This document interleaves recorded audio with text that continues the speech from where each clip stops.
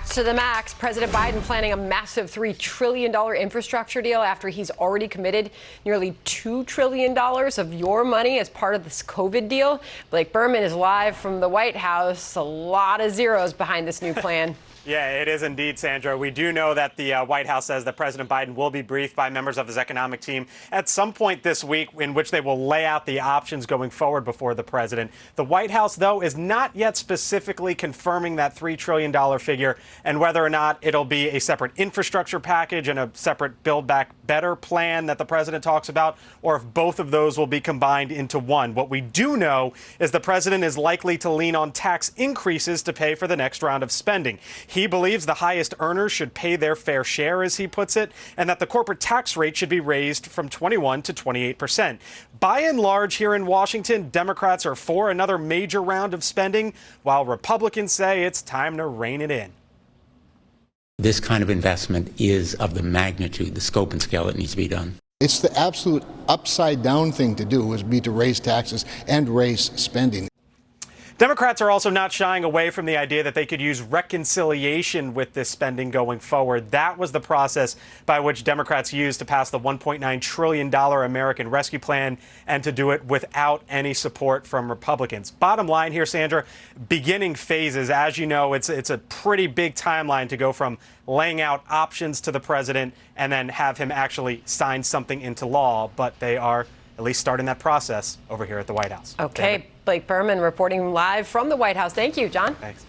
And Sandra, let's bring in Republican Senator Mike Braun from Indiana. He's on the Budget and Appropriations Committees. Senator, clearly $3 trillion package is going to have to be paid for somehow. When Biden talks about tax increases, he says no tax increase on people making less than $400,000 a year. Then we learn, that's families. So the individuals who make up that family would get taxed if they're above $400,000. And listen to what the Wall Street Journal said. Quote, watch closely as the Biden plans unfold in case Democrats try to slip in new taxes on energy, such as a gas tax or carbon tax, that would apply even to those who make less than $200,000. As everyone knows, the middle class is where the real money is, and sooner or later, they're coming after you. Do you believe that will happen? Well, there's no doubt about it. And what amazes me is how rambunctious they are in doing it, because I think it puts them in peril politically, because any of us can go back to pre-COVID and cite how well things were doing with what we had in place before. Now they're tinkering with everything, largely because it's anti-Trump in their approach. But in general, no, I think they're setting the stage. There are only a handful of us here that have actually run a business prior to becoming a senator, and none of this makes sense. I talked to businesses throughout Indiana. They are going to start hunkering down if part of this deal is to change the tax code that was driving the reinvestment in wages and all that. So I don't think that's going to make sense, but they're going to try to. Senator, so a quick follow-up to that is, and I'm sure you are asked this by the people of your state, will their taxes go up to pay for this? Well, that little trick where they said it was not going to go up for anybody making under $400,000, that was a Joe Manchin amendment that had to, talk about not only restricting state revenues, but he and Kirsten Sinema could have been in on that discussion as well. There are only two kind of security blankets to keep this from happening. But yes, it's going to go up. The other thing you don't hear of is the fact that Main Street businesses got the tax break from 39.6 to 29.6. They don't want to talk about that. It's due to sunset in 2025. That would even be more devastating, because that's the way small businesses get taxed. Right. Senator, a lot of this will be infrastructure, at least a portion of it. But some of the rest of the spending bill is free community college, universal pre-K, growing the newly expanded child tax credit even further. A lot of core progressive policies.